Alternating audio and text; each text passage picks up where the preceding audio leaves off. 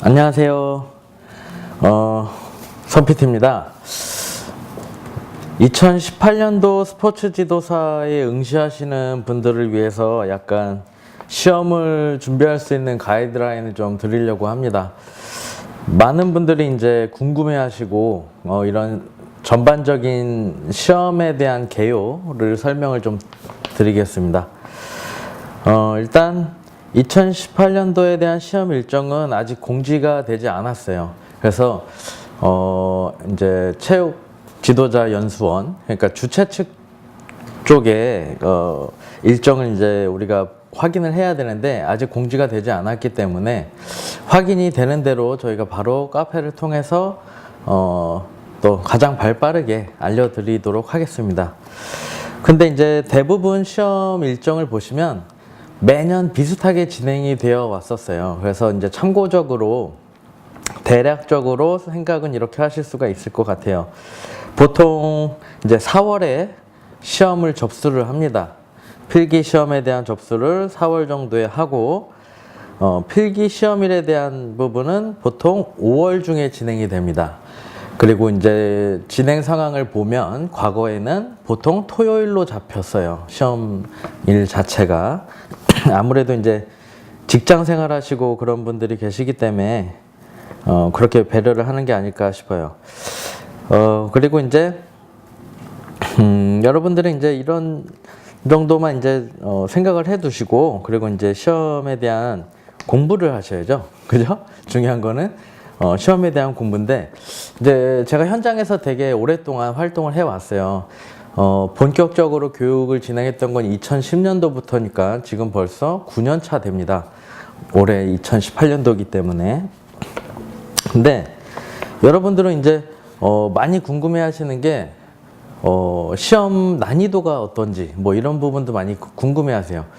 시험 난이도라고 하면은 굉장히 평가하기가 어려워요. 예를 들어서 뭐 저 같은 사람이 봤을 때는 뭐 그렇게 많이 어렵지 않게 느껴질 수도 있고, 이제 비전공자이신 분들이 봤을 때는 굉장히 많이 어렵다라고 생각이 또 드실 수도 있는데, 그거는 이제 여러분들이 각각 성향들이 또 이제 다르기 때문에 그 부분을 뭐 어렵다, 쉽다 이렇게 이야기하기 어렵습니다. 그래서 시험에 대한 거는 그래요. 이제 보통 한 반 이상 떨어진다라고 생각하시면 됩니다.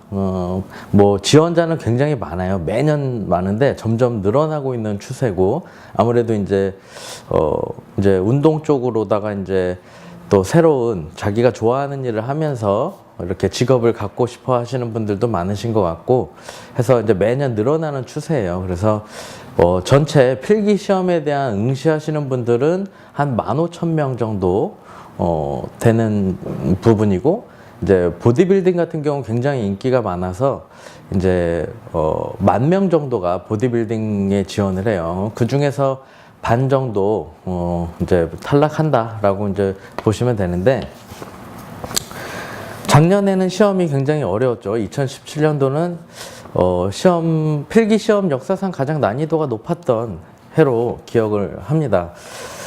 그래서 이제 말도 많고 탈도 많았었던 그런 이제 시험이었는데, 여러분들이 각각 이제 사람마다 다 성향이 다르기 때문에 어떤 게 그러니까 어떤 과목이 더 쉽다, 어떤 과목이 더 어렵다 이렇게 이야기를 드리는 것도 굉장히 곤란합니다. 이제 여러분들의 어떤 성향 같은 거를 좀 보시고 이제 판단을 하셔야 돼요. 그러니까 여러분들이 어떻게 판단을 하시면은 도움이 되냐 하면, 일단 책을 갖고 내용을 쭉 훑어보세요. 쭉 훑어보시고 이제 궁금한 부분이 있겠죠. 그러니까 궁금한 부분도 있고 이런 것들을 이제 쭉 찾아보면서 계속 공부를 하시고, 그 기존에 이제 시험에 출제되었었던 기출 문제가 있으니까 그 기출 문제를 풀어보시는 거예요. 그리고 기왕이면 기출 문제를 풀어보실 때도 그러니까 시간을 재면서 풀어보시는 거를 추천을 드려요. 왜냐하면 여러분들은 어떤 환경적으로 제약을 해갖고 예를 들어서 모아놓고 자 지금부터 시험 시작합니다 이렇게 해주면은 그 시간 동안 막 풀겠죠. 실제 시험이 그렇게 진행이 되죠. 그래서 정확히 100분 정도 시험을 보시게 되는데 그러면은 1시간 30분이에요. 1시간 30분 동안 그 한 과목당 20문제씩 그러면 5과목이니까 100문제죠. 총 100문제를 1시간 30분 동안 풀어내셔야 돼요. 근데 뭐 책을 많이 안 읽었던 뭐 그런 분들이라든가 뭐 너무 긴장돼서 문제를 읽었는데 머릿속에 안 들어오는 경우들이 있어요. 그러면은 읽고 또 읽고 반복해서 읽고 또 읽고 뱅뱅 돌고 무슨 말인지도 모르겠고 그러면은 타임 오버가 되겠죠. 시간이 100분 금방 지나갑니다. 그래서 시간이 막 부족하고 지문들 읽고 뭐 이러느라고 시간이 부족할 수도 있어요. 그러니까 여러분들이 기출문제를 풀어보면서 또는 뭐 모의고사 같은 걸 풀어보실 때 시간을 재면서 풀어보시는 게 좋아요. 그래서 내가 그 5과목을 풀 때 1시간 30분 안에 풀 수 있도록 그렇게 훈련을 해나가시는 것도 굉장히 좋은 그리고 중요한 그런 훈련 방법이 되실 거예요. 막 이렇게 그 또 마킹도 해야 되잖아요. 답안지 체크하는 거. 컴퓨터용 사인펜으로 이렇게 마킹하는데 막 걷어가기도 하고 막 그래요. 그렇기 때문에 막 울면서 나오고 막 그런 친구들도 있고 한데 여러분들이 시험 문제를 충분히 이렇게 읽고 시간 그 제한된 시간 안에 하시려면은 많이 읽어보시길 권장드리는 바입니다. 자, 그리고 이제 여러분들이 필기 시험에서 과목마다 이제 그 만점에 그러니까 100점 만점에 40% 이상을 득점을 하셔야 돼요. 40% 이상 득점을 하고 전 과목 평균이 60점 이상이 되셔야 합격이 되시는 겁니다. 그러면 과목별 과락을 면하기 위해서는 한 과목에 20문제씩 8문제 이상은 맞춰주셔야 돼요. 그러면은 12문제를 틀려도 된다는 얘기잖아요. 쉽게 얘기해서 반 이상 틀려도 된다는 얘기인데 전 과목 평균에서 100문제 중에서 60문제 이상을 맞추셔야 돼요. 자, 그럼 이거는 무슨 의미가 있냐면 여러분들이 잘 못하는 과목은 점수가 다소 낮게 나오시더라도 8개 이상만 맞춰주시면 괜찮다. 근데 여러분들이 조금 더 잘할 수 있는 과목에서 뭐 조금 더 점수를 받아주는 거죠. 뭐 15문제라든가 뭐 16문제 뭐 이런 식으로 약간 문제를 좀 많이 맞춰주시면은 평균 그러니까 100문제 중에서 60문제 이상을 맞추는 부분은 이렇게 좀 뭐랄까 케어가 되실 거예요. 그래서 평균 이상을 충족시킬 수 있게끔 되실 건데 만약에 여러분들이 그냥 좀 필기시험에 합격하시는 게 중요하다. 뭐 다 중요하시겠지만 그렇다라면 여러분들한테 맞는 과목을 잘 찾아보세요. 난 암기 과목에 강한지 아니면은 약간 이해해가지고 어느 정도 그 응용하고 기전들에 대한 것도 좀 알고 이런 부분들을 하는 걸 더 잘하는지 이제 개인적으로 모든 분들이 이제 뭐 필기 시험을 보겠죠. 그러니까 지금 생활 스포츠 지도사 시험 자체는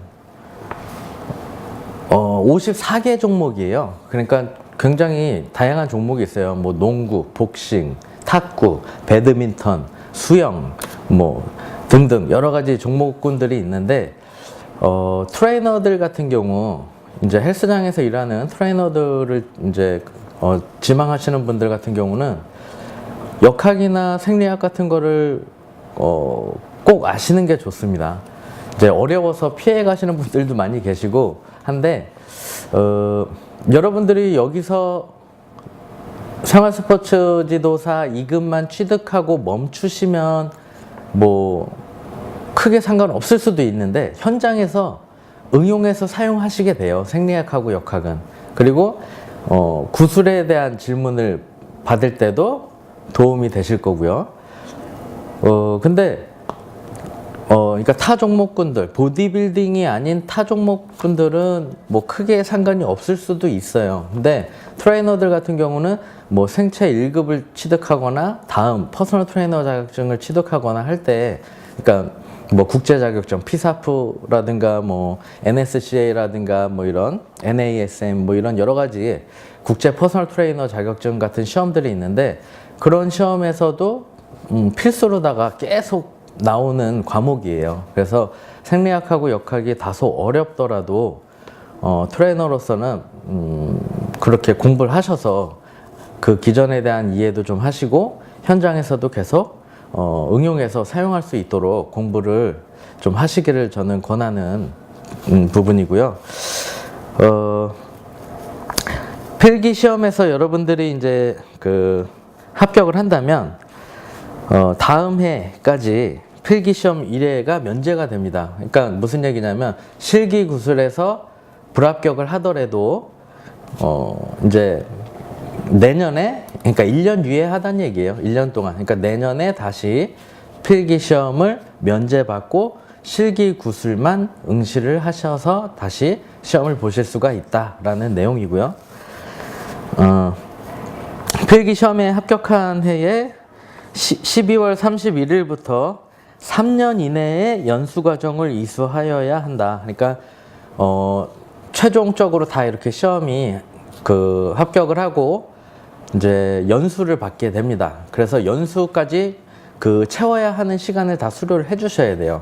그래서 연수 시간을 다 수료를 하지 못하면은 자격증이 발급되지 않아요. 그러니까 연수까지 다 마치